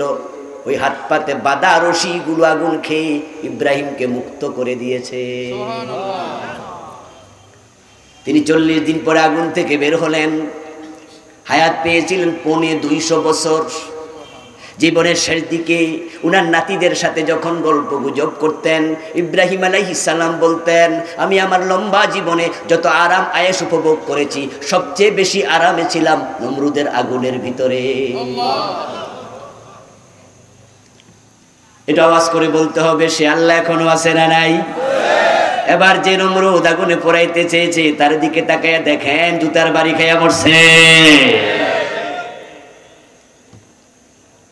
মানুষের চেষ্টা যেখানে শেষ, আল্লাহর সাহায্য সেখানে শুরু। হতাশ হওয়া যাবে না। ওয়ালা তাহিনু ওয়ালা তাহজানু ওয়া আনতুমুল আ'লাউনা ইন কুনতুম মুমিনিন। তোমরা হতাশ হইও না, দুশ্চিন্তা করো না, তোমরাই বিজয়ী হবে যদি ঈমান ধরে রাখতে পারো। মুসা আলাইহিস সালাম বনি ইসরাইলের লোকদেরকে সাথে নিয়ে দৌড়াতে দৌড়াতে চলে গেলেন একবারে বাহরে আহমারের তীরে। রওনা দিয়েছিলেন রাতের বেলায়, আল্লাহর অর্ডারও তাই ছিল, ওয়াসরি ইবাদি ফাইন্নাকুম মুত্তাবাউন। ইব্রাহিম আলাইহিস হযরত মুসা আলাইহিস সালাম যেতে যেতে সাগরের তীরে গেলেন। সকাল হয়ে গেল। ফেরাউন খবর পায়া পিছন থেকে দৌড়াতে দৌড়াতে আগালো, শত শত সৈন্য সাথে নিয়ে। মুসাকে যেতেও দেব না, থাকতেও দেব না, ধরে এনে শুলে চড়াইয়া দেব। সামনে সমুদ্র, পিছনে ফেরাউন, এখন হবে কি? এই জন্য হযরত মুসার উম্মত বলল, ইন্না লামুদরাকুন, আমরা তো ধরা পড়ে গেলাম, উপায় নাই। মুসা নবী জবাব দেয়, কাল্লা ইন্না মাইয়া রাব্বি সায়াহদিন, অসম্ভব, ধরা খাবো না, আমার সাথে আছে কে? আল্লাহ। আল্লাহ তাআলা যখন দেখেন মুসা আলাইহিস সালাম আল্লাহর উপরে 100% ভরসা করেছে, কোরআনের আয়াত হলো মাইয়া তাওয়াক্কাল আলাল্লাহি ফাহুয়া হাসবু, যে আল্লাহর উপর ভরসা করে তার জন্য আল্লাহ নিজে যথেষ্ট হয়ে যায়। হযরত মুসার ভরসা দেখে, তাওয়াক্কুল দেখে আমার আল্লাহ কয়, মুসা তোমার হাতের লাঠি দিয়ে সমুদ্রে একটা আঘাত করো। আঘাত করার সাথে সাথে রাস্তা হয়ে গেল 12টা। ওই রাস্তা ধরে মুসা নবী চলে গেলেন। আল্লাহ ওনাকে সাহায্য করলেন, কিন্তু যে বেটা এসে ধরতে, ওই বেটার খবর কি? এবার ফেরাউনের দিকে তাকাও, ফেরাউন ওই সাগরে ডুবে মরেছে। ওই ফেরাউনের লাশ পৃথিবীর বুকে এখনো আছে, পানিতে ভাসমান ছিল ৩১০০ বছর, ৩১০০ বছর।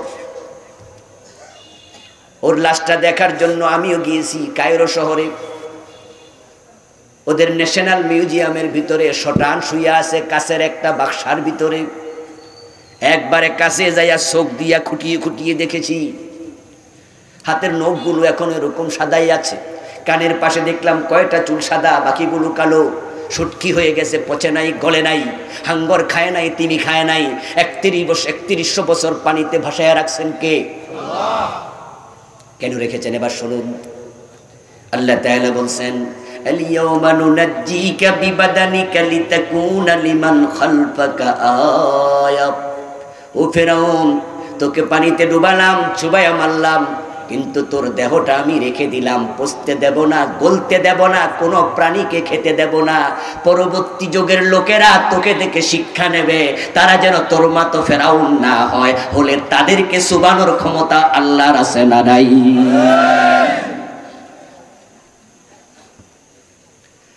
কেউ ক্ষমতা পেয়ে ফেরাউন হয়ে যায়েন না, মনে যা আসা তা করবেন না। আপনার জন্য আমার জন্য এটা নিদর্শন, শিক্ষা। আপনাদেরকে আমি 3টা প্রশ্ন করব, জবাব যারা জানেন দয়া করে জবাব দিন। ফেরাউন যখন পানিতে ডুবে মরছে, সে ঘুমিয়েছিল না সজাগ ছিল? ক্ষমতায় ছিল না পদত্যাগ করছিল?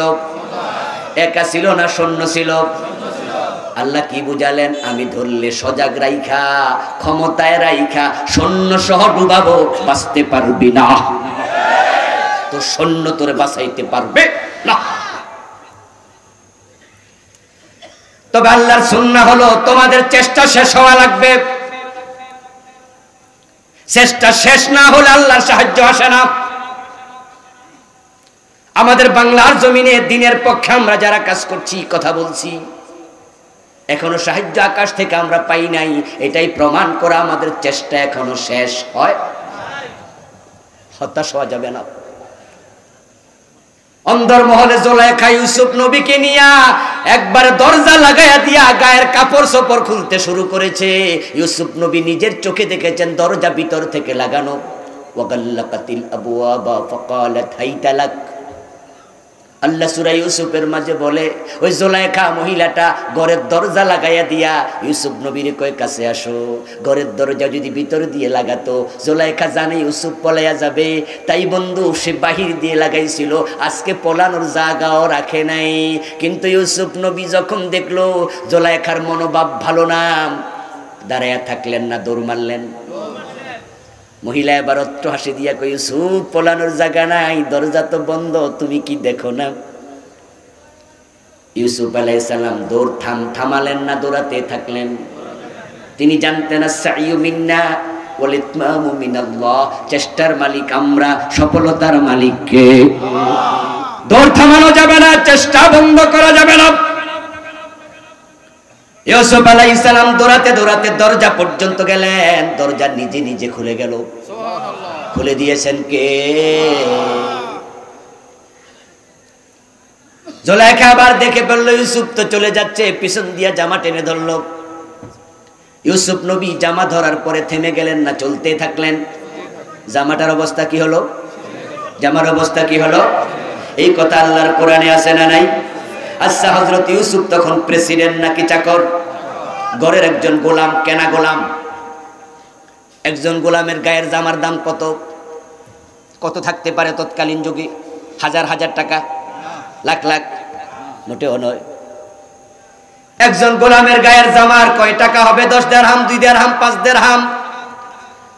উনার গায়ের জামা ছিঁড়ে গেছে। ওই ছিঁড়া জামার কথা আল্লাহর কোরআনে আল্লাহ কেন বলে? এই জামার দাম আর কত? আমার আল্লাহ জামার দামের দিকে তাকায়া কাহিনী শোনায় না, তিনি বুঝাতে চান, ও কোরআনওয়ালারা, দিন কায়েমের কর্মীরা, জুলাইখারা জামা টেনে ধরবে, ছিঁড়ে যাবে, থামা যাবে না।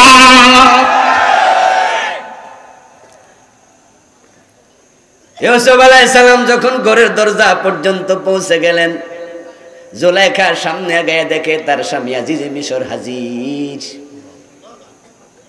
এখন স্বামীর সামনে পাইয়া মহিলার সাথে সাথে পুরা পল্টি লইল। মহিলার সাথে সাথে কয়, দেখেন আপনার গোলাম আপনার বউয়ের ইজ্জতে হাত দিতে ঘরে ঢুকেছে, আমি তারে দৌড়াইতেছি। নাউযুবিল্লাহ। ইউসুফ আলাইহিস সালাম বলে, আশ্চর্য কথা, আপনি এসব কি কন? আমি বুঝি ঘরে ঢুকছি, আপনারা ডাইকা নিছেন। সেখানে ছোট্ট একটা বাচ্চা ছিল, ইউসুফের পক্ষে সাক্ষী দিল। আমার বন্ধু আল্লাহ তাআলা বলেন, তখন ইউসুফকে লক্ষ্য করে উনার আজিজি মিশর প্রেসিডেন্ট বুঝছে ঘটনা, বুঝা কি ইউসুফ আউরিদান হাজা, এসব তুমি ছাড়ো, তুমি তোমার জায়গায় চলে যাও। ও জুলাইখা, আমি বুঝে ফেলেছি, ইন্না কাইদা কুন্না আযীম, তোমাদের ষড়যন্ত্র বড় মারাত্মক।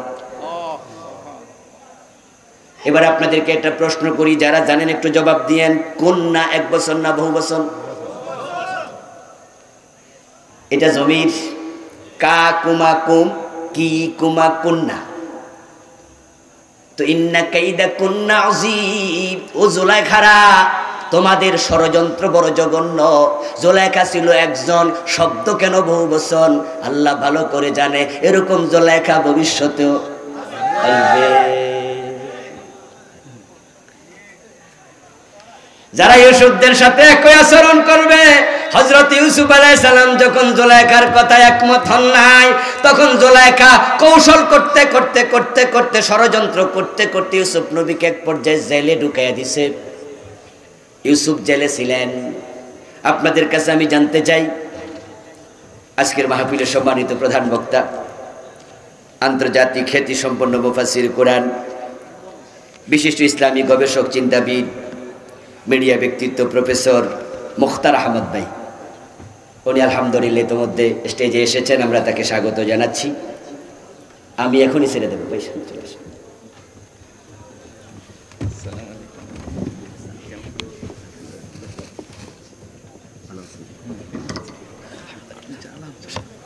আমি ছেড়ে দিচ্ছি,